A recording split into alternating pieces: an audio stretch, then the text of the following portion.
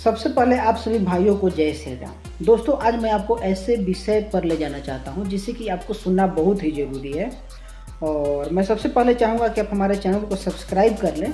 और बस आपसे यही निवेदन है ना कि आप हमारे वीडियो को कम से कम अभी कुछ देर अवश्य सुने, क्योंकि मैं बहुत ही इम्पोर्टेंट बात करने जा रहा हूँ। जैसे कि आपने देखा था कि महाकुंभ में एक लड़की वायरल हुई थी जो कि माला बेचते हुए, तो उसका नाम था मोनालिसा। उसकी बहुत ही खूबसूरत आंखें थी और उसका अंदाज भी बहुत खूबसूरत था, बहुत सुंदर थी।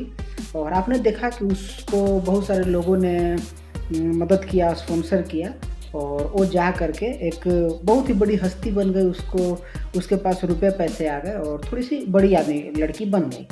उसका ख़ानदान जो था उसे आगे बढ़ाने का उन्होंने काम किया और उसका जो घर था वो थोड़ा सा गरीबी की स्थिति से निकल कर के अच्छे घर में चली गई। लेकिन आज आप देख रहे हैं अचानक कि ये आ रहा है कि उस लड़की ने फरहान खान नाम के एक व्यक्ति से शादी कर ली, जो कि उसका बॉयफ्रेंड था।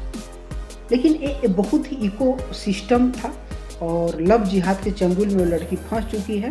और उसकी उम्र तो पहले उतनी नहीं थी, लेकिन जैसे ही उसकी उम्र 18 साल हुई उसकी शादी, उसने अपने बॉयफ्रेंड से शादी कर ली। और ये उन लोगों के जिहादियों के द्वारा एक सोची समझी रणनीति थी, साजिश थी कि जैसे ही उसकी उम्र 18 साल हो जाएगी हम उसे शादी कर लेंगे, कोई सरकार भी कुछ नहीं कहेगा। आप जानते हैं कि भारत में किस प्रकार से अंधा कानून अभी तक चल रहा है। और उसने शादी कर लिया।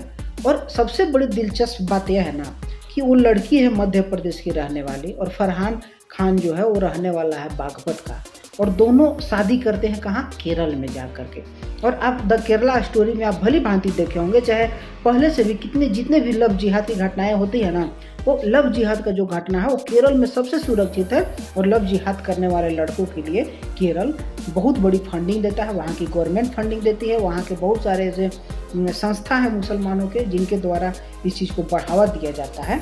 और यहाँ तक कि आप इस चीज़ से समझ सकते हैं कि वो लड़की कितनी गरीब थी और उसका जो बॉयफ्रेंड था वो छोटा मोटा एक्टिंग करता है केरल के जो लोकल फिल्में हैं उसमें, तो उसने उसे शादी कर लिया। और जैसे ही शादी हुआ उसके स्वागत में और उसके शादी में सम्मिलित होने के लिए बड़े बड़े नेता मंत्री तक आ गए।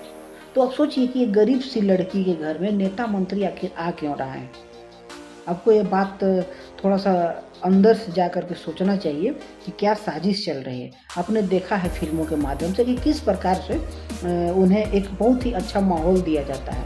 आपने ये भी देखा था कि जब उसके बॉयफ्रेंड ने जब शादी किया तो उसके बाद शादी तो मुस्लिम रीति रिवाज से हुआ ही, लेकिन इस लड़की को खुश करने के लिए वो लड़का मंदिर गया और मोनालिसा के साथ मंदिर में जा कर के माथा टेका।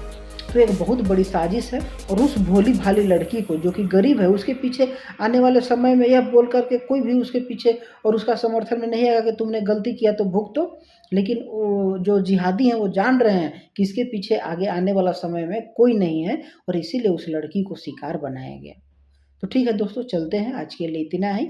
और ये बहुत बड़ी आज के समय में जिहादियों के द्वारा साजिश रची जा रही है, जिसमें सभी हिंदुओं को अपने बेटी बहन को सुरक्षा देना अति आवश्यक है। उन्हें ज़रूर बताना होगा, समझाना होगा कि लव जिहाद क्या है, कैसे उन्हें चंगुल में फंसाया जाता है इत्यादि।